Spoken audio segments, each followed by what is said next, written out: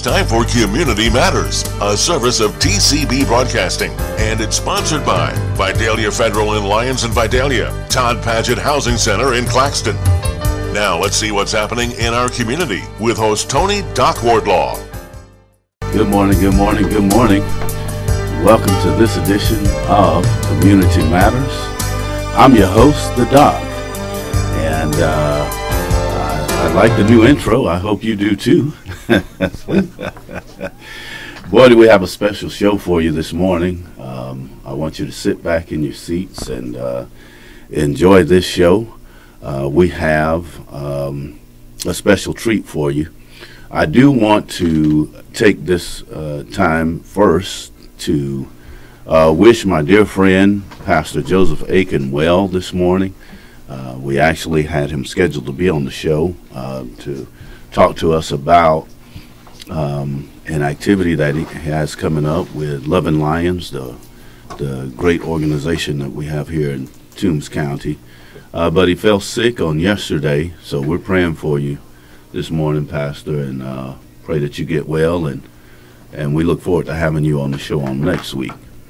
But as God would have it, as you will soon hear, the one that we have in the studio with us this morning has had a divine kind of guiding over his life for a long time, and we're grateful to have none other than the one and the only Mr. Clint Jerriel, who is our regional or game warden, so to speak. How you doing this morning, brother? I'm good. How about yourself? Do I need to put these on? No, no, it's up to you. Good. You're good. I'm well. I'm actually.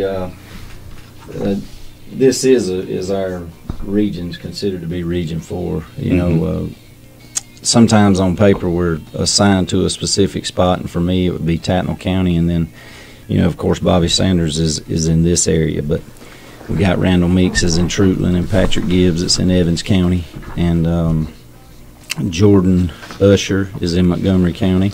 New kid on the block. New kid on the block, but he's doing well, and but all together we share the responsibility to get the job done. So it's been a good year, sure has. Brother Clint, we've had you on the show quite a few times, and mainly we bring you in at the beginning of a hunting season, or at the beginning of the year, so you can kind of outline for us what the various hunting seasons are.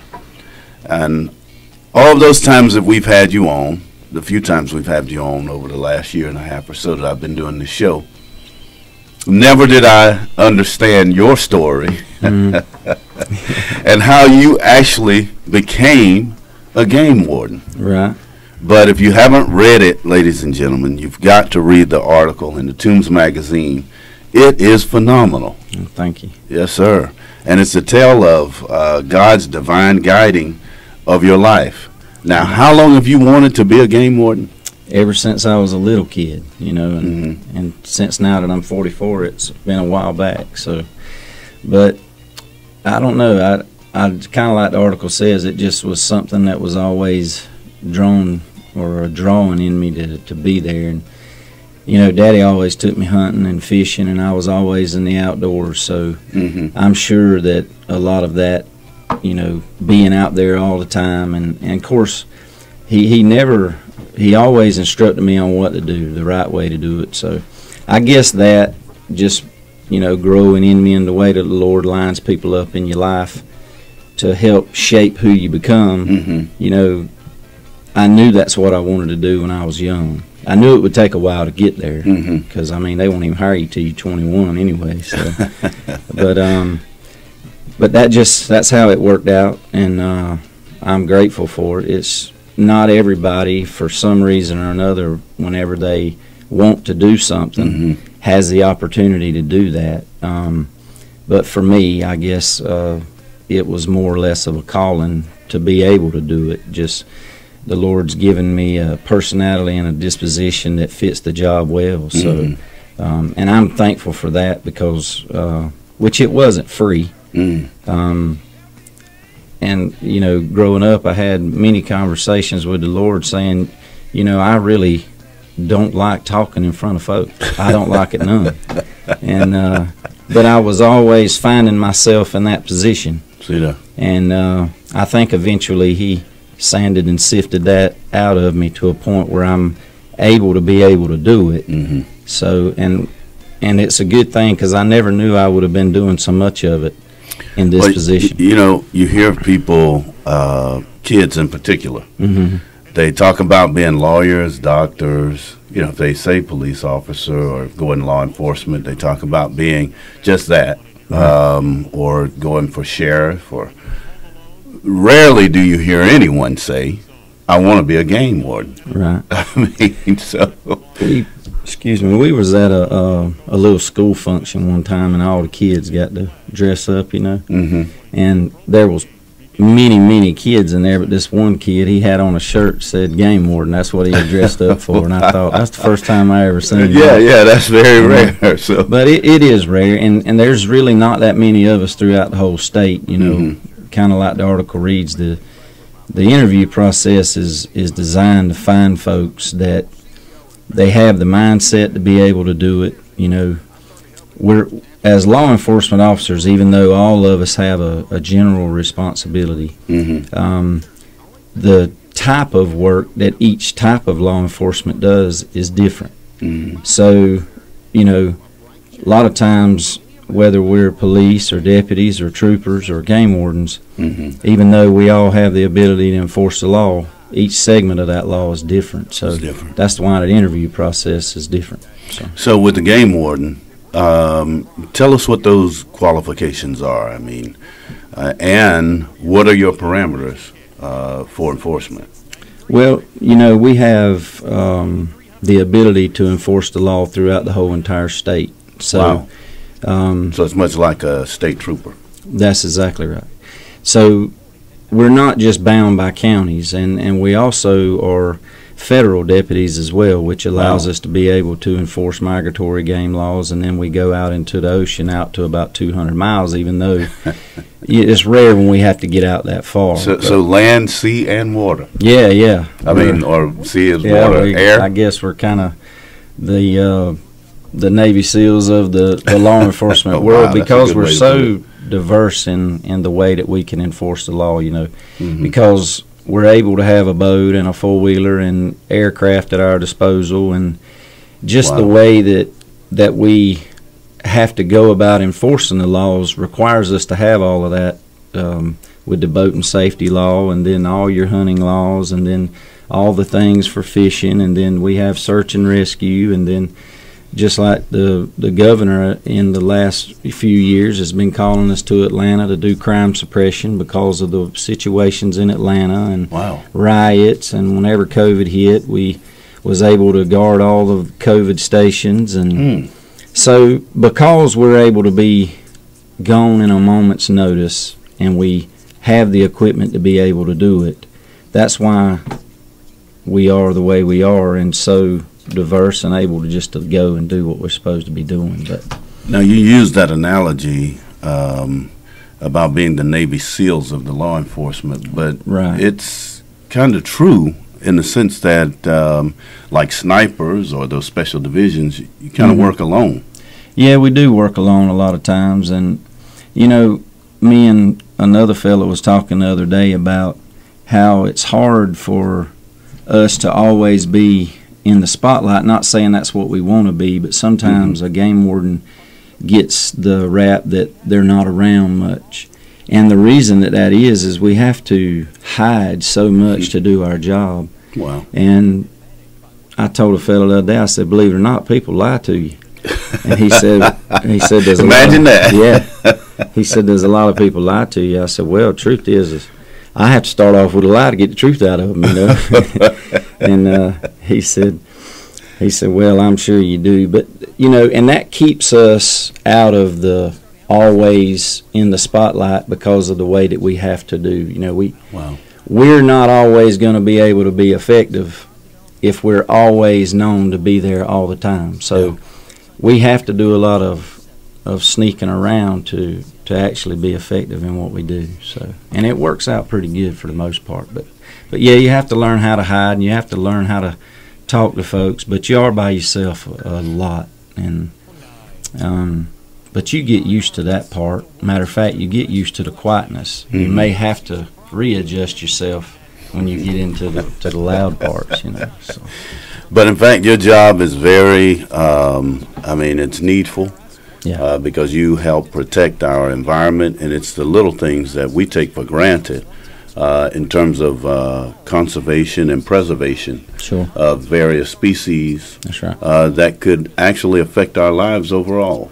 It could, and you know, if we weren't out here enforcing these laws, there probably wouldn't be much of anything out here to hunt or to fish for. You know, a lot of this things was almost hunted to extinction back. You know, we got our start in 1911, but in the market hunting days, when there wasn't any laws on these things, people would just, left to themselves, they would kill and, you know, kill everything. So there has to be some parameters. It's almost like, you know, salvation. If we were just left to ourselves, we'd be ruined. Wow. But because the Lord draws us in, then he saves us and we don't have to be ruined. So you know, a lot of that parallels each other, which the Lord uses everything in this life to draw us to him. It doesn't make any difference what it is. And for me, it's this job. I get a chance to experience him in ways that the normal average person can't. But that's just for me. You know, other people's got walks that they have to do, and they experience them in other ways. But, you know, if we're left to ourselves to do whatever we want, it's always a disaster. So if there's not parameters and laws and guardrails to keep us, you know, lined up, being a mess, man. Well, you talk about God's divine guiding in your life. In fact, that's exactly how you came to be a game warden. You learned, according to the article, you learned the qualifications that it took. Yeah. But it was kind of touch and go there for a minute whether or not you'd be a game warden. But that's right. God kind of worked things out. He does. Can you kind of tell us? Yeah, you know, without giving us too much, because I want people to read the article. But, sure. But I mean, your journey was one of divine kind of guiding. So, can you just kind of tell us some of the highlights of the things that God did to bring you to this place? Yeah, you know, I think it has a lot to do with timing. Just getting myself in position to get through school, and meaning high school, and then just to start going to college, because I went to ABAC first, and then I wound up at East Georgia, which is where I finished up, you know, my school, and then learning about all of the hiring freezes and stuff. As back in those days, they didn't hire game wardens, you know, as near as much as they do now. And I don't know what could have transpired for all of that. You know, I was too young to pay that much of attention. You know, nowadays, being in the business, I see it. But so he getting me out of school and the hiring freeze and starting me in the task force, and the way that they sent me to the academy and getting that start, and then right after that, not knowing that it was coming, and then all of a sudden, while I'm in the academy, they call me and tell me that it's going to start. So what I thought was a long shot, it was just him lining me up to get me there. And you know, you've heard all kinds of talks, how when things are falling apart, and some people say, well, it ain't falling apart, it's falling in place. And look, man, you know, it's just, that's how things like that work out in your life. You don't always know every little detail. But it's okay. You don't necessarily have to. You just keep moving forward. Yeah. If I'm listening to your story, you just kept moving forward. You finished high school. You went ahead and went to college. You got the qualifications that you need. In fact, your bachelor's degree is in... It was in criminal justice. So you set yourself up. Yeah. Even though things were not looking like they were coming together. Well, that's right. So, you know, once you feel like that's something you're going to do, if you're not working toward it, is that really something that you want to do, you know? Yeah. So it's one of those things where when you make your mind up, man, I've always told people, somebody that can be, you know, really well at what they do, or somebody that can be on top of what they're doing, It's just somebody that's made their mind up. Okay. Once you make your mind up, the rest of it's falls just in place. it's just falling in place. But you know, going through school was just a part of it, and then you know, trying to get the jobs that I needed to do in between school, and because I hopped back and forth just trying to do stuff to make some money while I was waiting on this thing, you know. And you get in these different jobs, but I was just telling an academy class yesterday, you know, none of that stuff was for nothing. You would have thought so back then, because I would have said, you know, what is me trimming a limb ever going to matter about me being a game warden? But here's the truth about it. I had to go into a bunch of people's backyards and front yards and side roads to trim all of those limbs. And now in this job, if I have to go and investigate something, I remember those backyards and side yards and roads. So it's all for a purpose. It's just a matter about you staying in it and not just quitting. I mean, it's easy to quit. If anybody, you know, wants to just stop something, it's easy to do that. But we can't. Ladies and gentlemen, this is Mr. Clint Jerriel, and what he's giving us is just a journey, if you're listening to this, and how everything makes sense and everything comes together. As long as you're moving forward, God will use it to bring you to where he wants you to be. You know, I do, before we go to break, I do want to talk about the fact that you did become a game warden, but originally it was not in this area. That's right. In fact, you were stationed in Glenn and Camden County when I first come out of the academy. And you know, when I first come out, it was in 2005, and I started down there and really enjoyed it. Got an idea of a totally different set of job requirements than what's here. You know, you won't ever board a shrimp boat at the pond at STC or down on the Auburn Hall, but you know, that's what that place is made out of, is mainly water. So you get a whole aspect of operating vessels in ways that you'll never get a chance to do here. I know I was in Federal Boat School, and they gave us all those big old boats, and you know, where I'm from, I said, hey, y'all got anything with a trolling motor on it? And they said, nah, you in the big world now. You're in the big leagues, buddy. Come on up. You got to step it up. But it was fun, you know. It was good to be able to do all of that. And then once you learn how to operate all the stuff like that, it's almost as though that was lined up. Then when I came back here, the things that I have to do here just falls into place because it's nothing like that. So it got me ready for that too. That's excellent. Ladies and gentlemen, Mr. Clint Jerriel, who is our one of our local game wardens for this region, and what a story this is.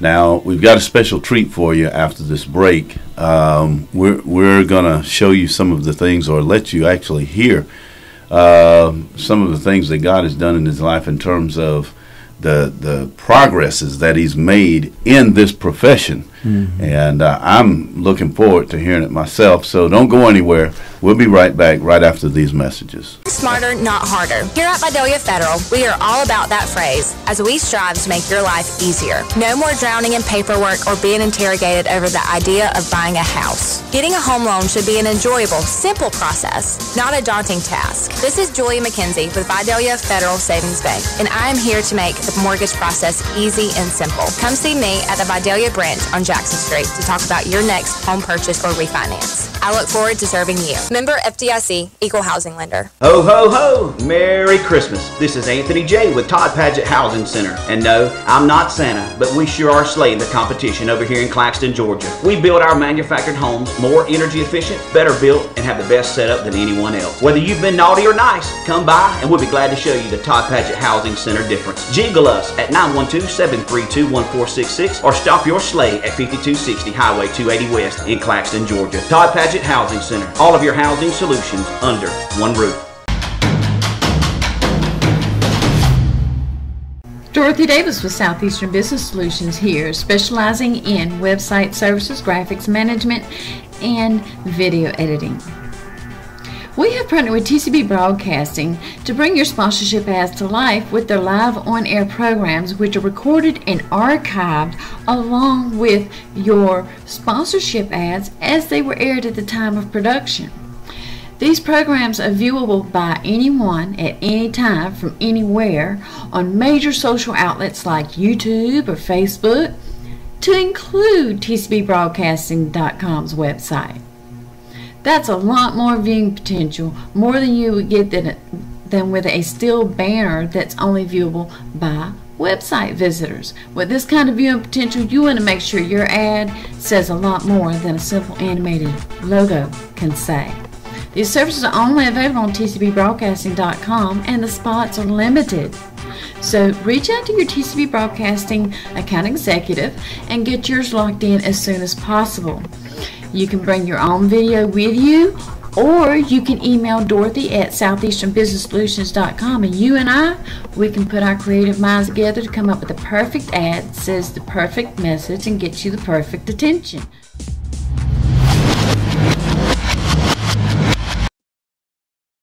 Welcome back to this edition of Community Matters. I'm your host, The Doc, and we have been traveling very well with Mr. Clint Jerriel, who is one of our local game wardens. In fact, it's Corporal or Sergeant Jerriel? Corporal Jerriel, and he's been a game warden now for over 17 years. I'm working on my 19th year. Wow, 19 years. Yeah. So I think you kind of know this job, right? I do. There's always stuff to be learned, and I'm learning things all the time, but I've made it to a point now where it's fun. Yeah. Once you learn areas and you learn people and you learn your county and the surrounding areas, and then you learn the laws to a point where you can apply them, it makes something that's pretty taxing when you first start. It becomes fun. Yeah. You know, once you know what you're doing, things can be fun. You know, you don't have to be so overwhelming. I know when I first started the county, it was huge. And a guy told me, he said, the only way you can make it smaller is to learn it. Look at that, man. And so I learned it, and I've walked all over the place, really. But now I don't have to look at a map as much to connect the dots. I already see it in my mind, you know. So. And I imagine as you travel throughout the county, if something is out of place, you know it. That's right. And that's one of the greatest things, or great things about being a game warden, is noticing things that are not where they should be. Which always begins you to maybe start looking for something that the normal person sees, but they don't pay it any attention. It's not that we don't all see it, it's just that we see it differently. So, but yeah, it's one of them things, when you see things out of place, then what'll get you turned around is when you're not used to trees being gone. Especially when you're driving on the road. You ever been driving down? Yeah. You get so used to seeing trees, and then you clear cut it, and all of a sudden you're lost. Whoa. You're like, well, I don't know where I'm at. I just missed my road. But you know, we run in those situations, but you get acclimated pretty quick. You know. So, but yeah.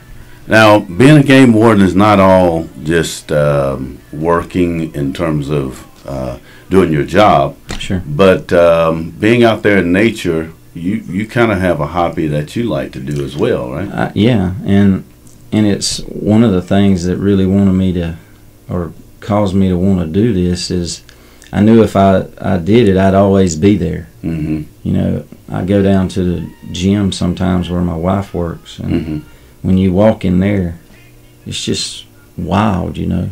Kids hollering and stuff everywhere, balls bouncing off your head. But then when you're down by the river and you happen to be the only one there, it's just the quiet and the stillness. Yeah, it's peaceful. But in this job, it's you're either going 0 or 1,000. So anything can happen in an instant. But I've learned to just enjoy it while I'm there, you know, because that kind of stuff don't last for long. You just get it when you get it.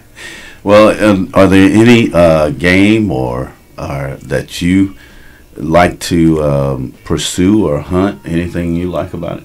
Yes, you know, I grew up hunting deer and squirrels and just small game. My passion nowadays is turkey hunting. You know, when I was growing up, and I started hunting in '86, so there wasn't any turkeys, or there may have only been a handful then in the areas where I hunted, but I didn't pay them any attention, or I never heard them. And then later in the 90s, when I started talking with a friend of mine, John Barnard, you know, we started talking about going turkey hunting, and he always told me, he said, well, now you'll have to supply the bird, you know. When it comes to turkey hunting, you have to supply the bird if a man's going to go and help you call him, or woman, whatever the case may be. But you know, the thing is he don't have enough birds to supply you with turkeys and himself. So if you know, he told me if I supplied the bird, he'd carry me. Well, I was able to do that. Okay. Of course, when I first started, I didn't realize it was some turkeys in a pen near the property where I was hunting. But you know, oddly enough, that piece of property actually had some wild turkeys on it, and he was able to carry me. So I was almost birthed into enjoying turkey hunting from that moment. Wow. And I don't know what it necessarily was about it that changed something in me that deer hunting never did. I guess it's just the pursuit itself, and the way that I've always really enjoyed game calls, imitating birds,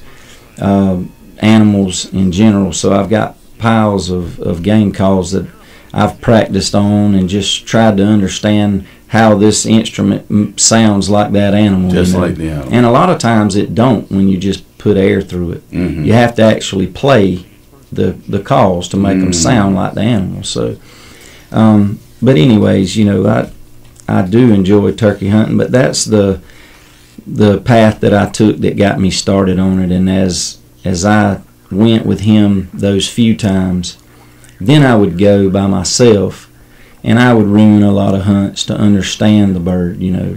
And I would call him and say, hey, this is what I experienced, what did I do? And he would give me some insight on it.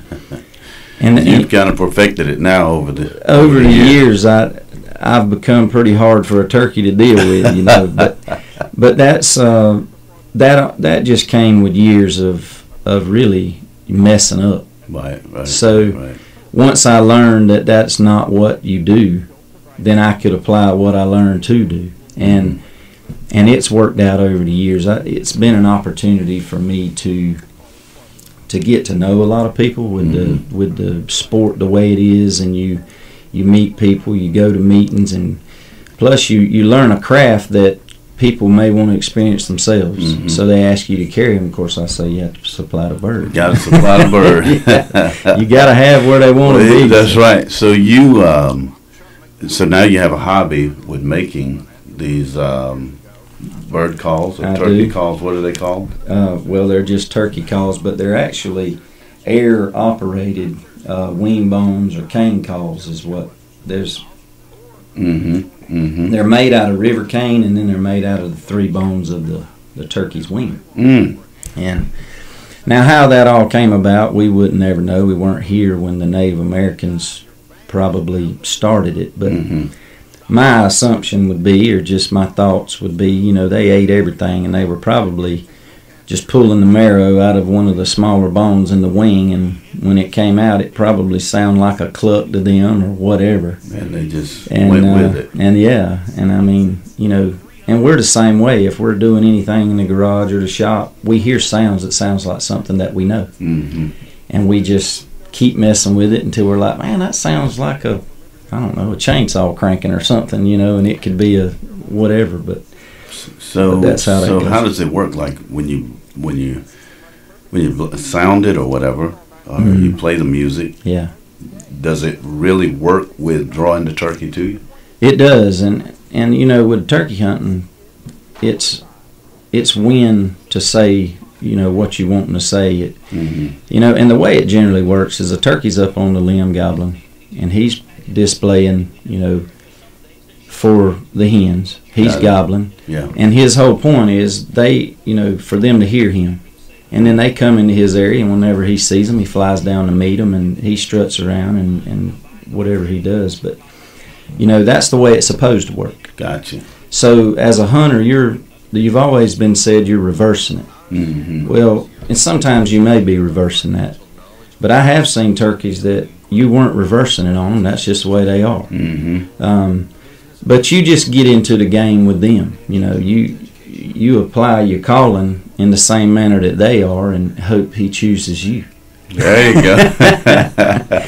Well, you actually brought one of your calls in with you, and I want our listeners to be able to hear what that sounds like. And for all of the turkey hunters out there, here you go. Let's hear it. You know, just before I start, you're actually drawing air through this. It's nothing different than actually taking a straw and drinking a drink out of it. I always, you know, kind of explain. It's like taking your straw from the restaurant and just pulling the liquid up through it. Okay. You have to do this same thing with this tube, really.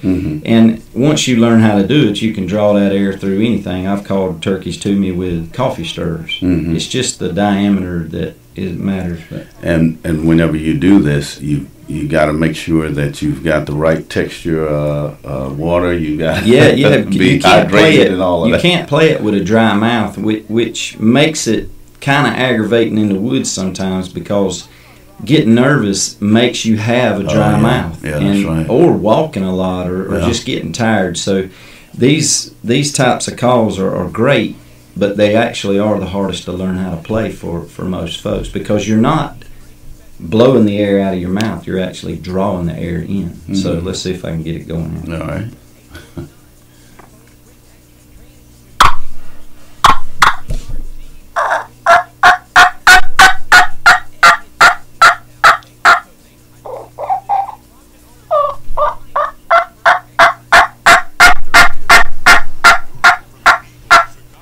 And you know, most of the time you don't have to spend a lot of time aggravating a turkey with calls. If we go outside and there are a bunch of turkeys. Well, you know, and it could be just like that. But the thing about it is just, if I could give some advice, is you just get his attention and just give him a big old dose of silence, and that drives him nuts. So you don't always have to be talking all the time with the thing, but you can use it to get his attention. You just want him to know where you are, and he'll find you. He actually could fly out of the tree and land on your hat if he wanted to. They have that grade of pinpoint where sound's coming from, which a lot of times you want to make sure that you're trying to take that sound not exactly right where you are, but possibly where you could shoot would be better. Right. Got it. Wow. So you make these now as a hobby? Yeah, I do. But you actually have people who call you and say, "Hey, can I get one?" Yeah, I do. And you know, John showed me how to make my very first one, and that was a long time ago. And when I first started making them, it was just something that I put together. But over time, you know, I've used different aspects of other things that I did, like using thread to wrap handles for a bow or something like that. Taught me the knots to use to wrap thread around them, and just to be able to file them to where, you know, the thin or thick parts of the bones need to vibrate. If they're so thick they can't vibrate, then they won't make the sound. And cane, you have to thin it some, but it's almost ready-made the way it needs to be. You don't have to do as much work to it. They all generally sound the same. You can use different materials, but because you're drawing air through it the same way, most of it sounds the same. But for me, I hear the turkey in my ear, and then I just replicate what I'm hearing. And I'm way better at it when I'm actually listening to a turkey in the woods, because then I got something to mimic. Right.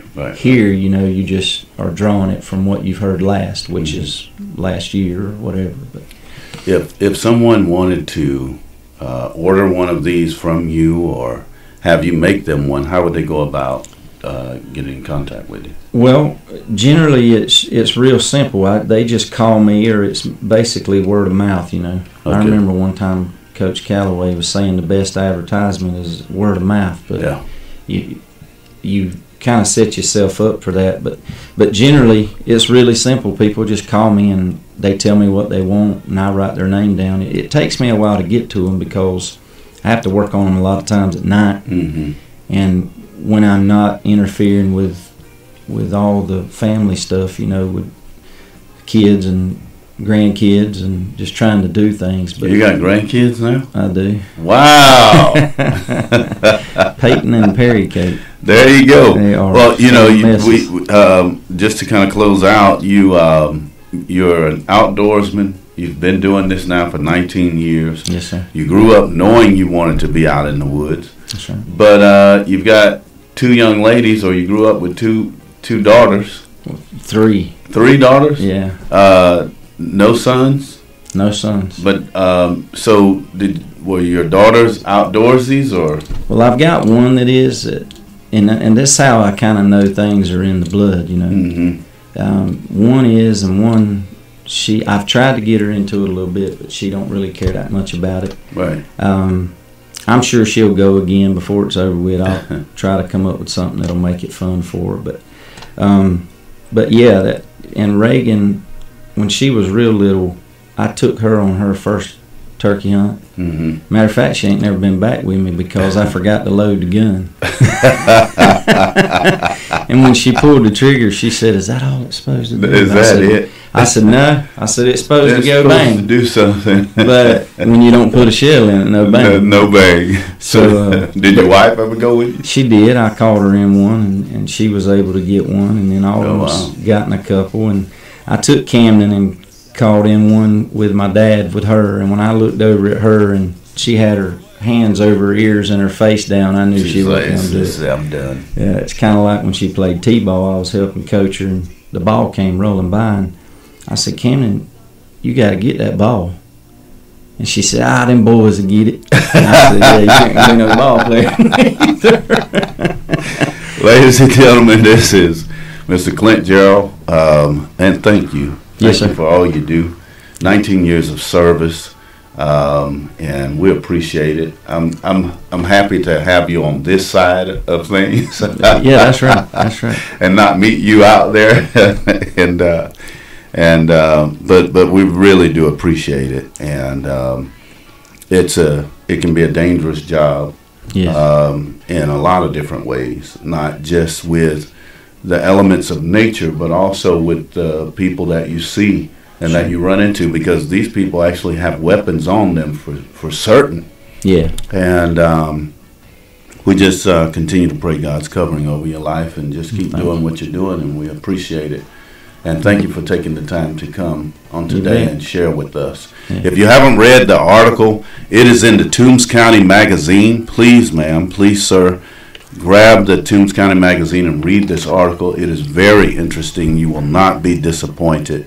And it just gives a tale of how God can lead and steer your life in the way that He would have it, and bring you to where He wants you to be, especially if it's something you've prayed for since you were 8 years old. Yeah, yeah. So, as always, we thank Brother Scott for all the work that he does. Thank you, Dorothy, for everything that you do. And if you want to see this interview and hear it again, please go to our website, tcbbroadcasting.com. That's tcbbroadcasting.com. We actually have a photo of one of Mr. Clint Jerriel's turkey calls. Will be there so that you can see what it looks like. He's kind of progressed and perfected his art over the years, and now he actually has calligraphy on it. Before we go, what's the one scripture that you like to put on there? It's Psalm 46:10. It says, "Be still and know that I am God." So you can actually see that and read the article to understand why that scripture is what he uses. But thank you for listening, and thank you for being with us. Come back again on next week, and we will have another special guest on the show. Thank you, Brother Jerriel. Thank you. And God bless everybody. Have a good day. You've been listening to Community Matters with host Tony Doc Wardlaw, sponsored by Todd Paget Housing Center in Claxton and by Vidalia Federal in Lyons and Vidalia.